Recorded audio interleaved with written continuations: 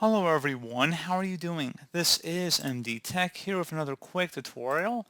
In today's tutorial, I'm going to show you guys how to resolve Realtek audio issues you are experiencing on your Windows 11 computer.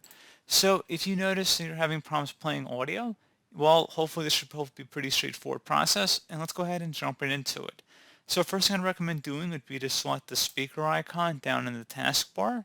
Go ahead and left click on that, and then select the little right angle over here next to the speaker icon. Go ahead and left click on that.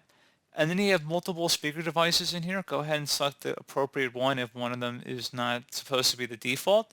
Something else you can try here too, if you open up the start menu and search for control panel, best result should come back with control panel. Go ahead and open that up. Select the view by and then large icons, and then go ahead and select sound.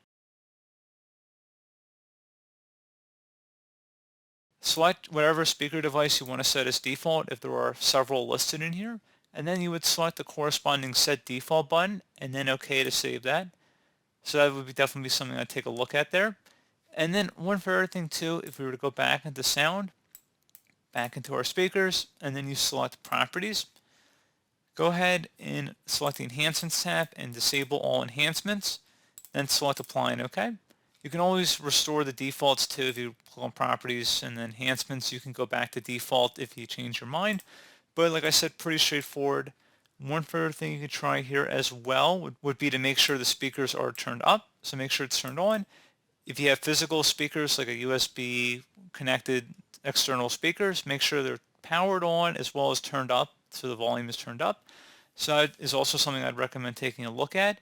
And then one further thing you can try here as well, open up the start menu search, type in troubleshoot. Best match should come back with troubleshoot settings. Go ahead and open that up. Select other troubleshooters. And then you want to select where it says playing audio and then select the run button.